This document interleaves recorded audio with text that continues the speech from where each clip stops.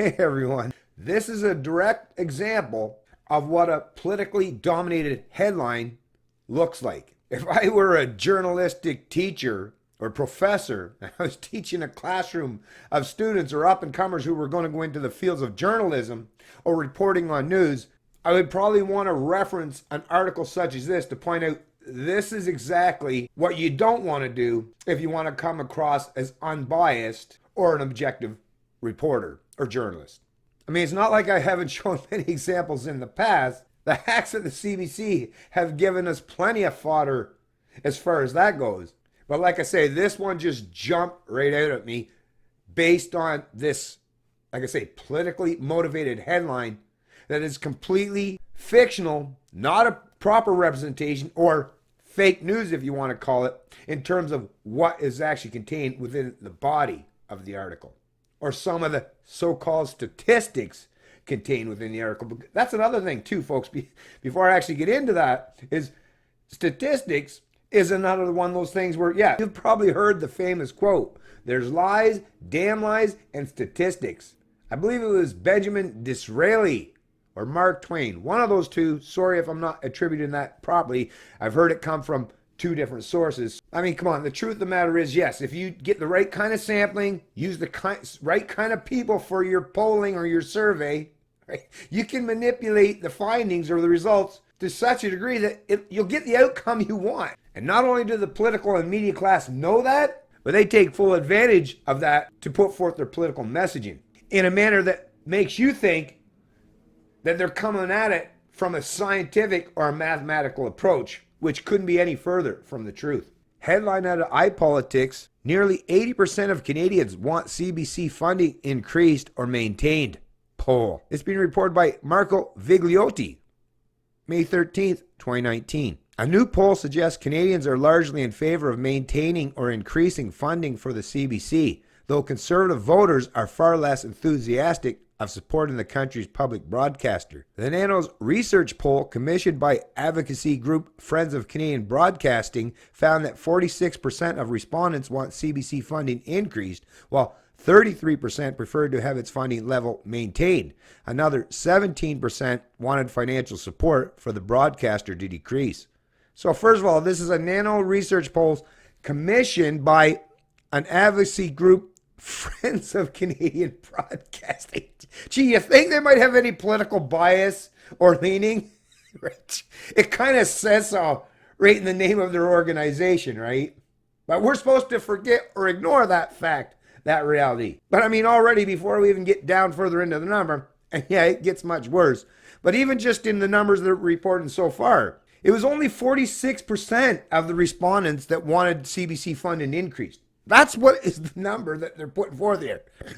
But I guess they're going to try to add that 33% that preferred to have the funding level maintained and suggest that that ties into that, what, almost 80%? Is that what they're trying to allude to? Because what I would take away from that is to suggest that less than the majority, so less than half of Canadians, so it would be a minority of Canadians, want increased funding for CBC.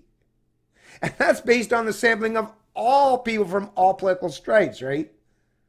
So even with that pretense, it's still a minority. But the headline suggests almost 80%. See how manipulative that is?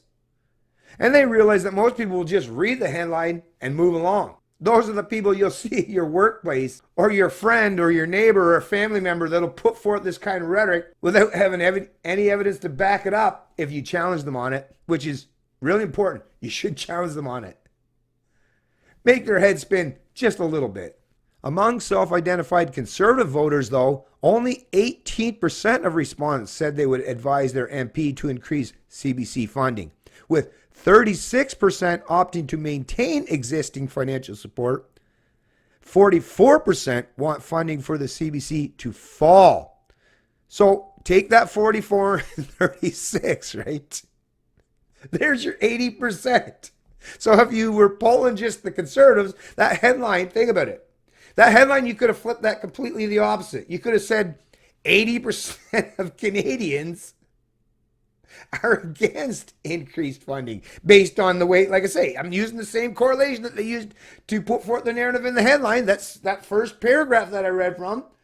And it's just that the conservatives have a completely different opinion and perspective as far as funding. So like I said, once you break it down to the left-right paradigm, well, you see the glaring divide. But like I said, even if you use the pretense of the entire totality of the people that were surveyed, even the ones that were on the left predominantly, I guess, or independents, that still would have only represented 46%, which was still a minority, right, of people that wanted increased funding.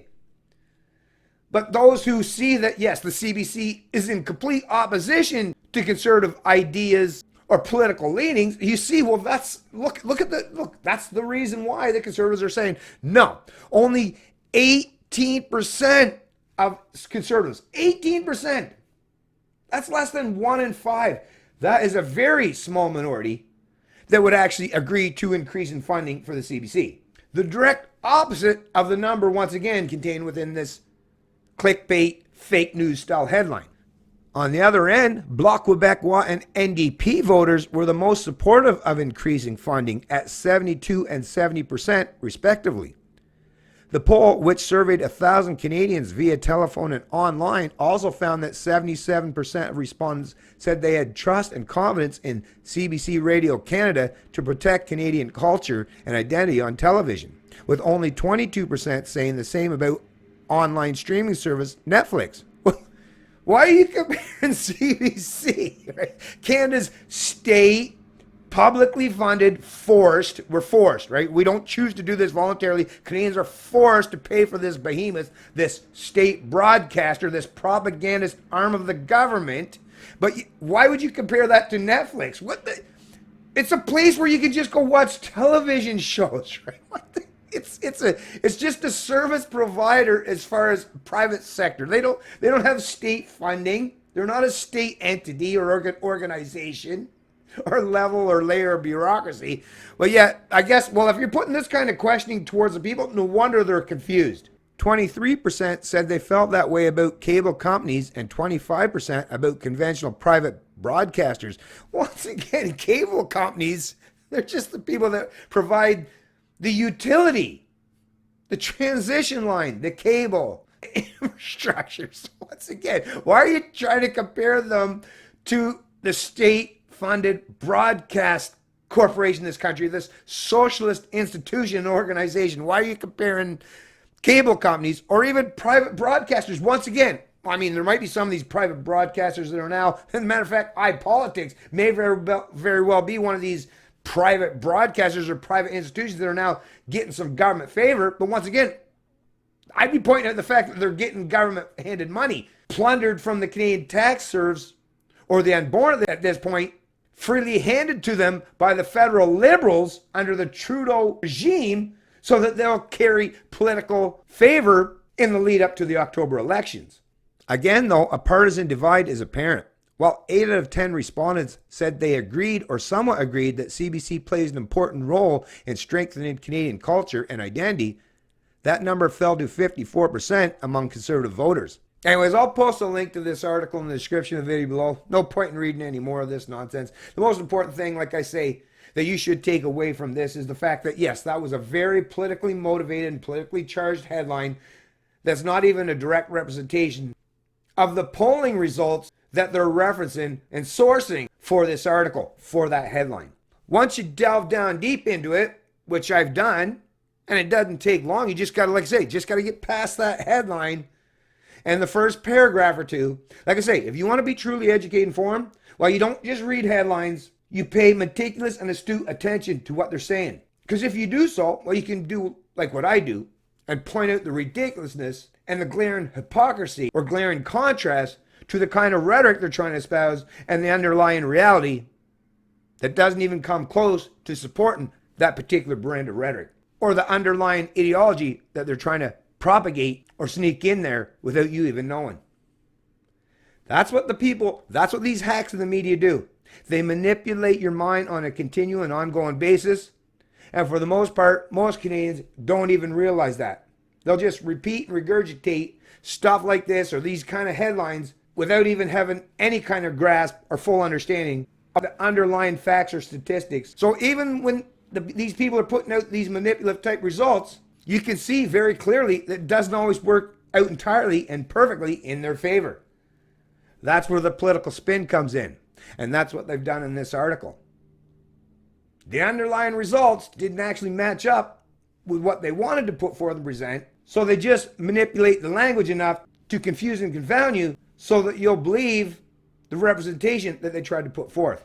Like I've said so many times in the past, folks, don't fall for this nonsense. You do live in the age of information, and in the age of information, ignorance is truly a choice. It's Canadian Libertarian, and I love liberty.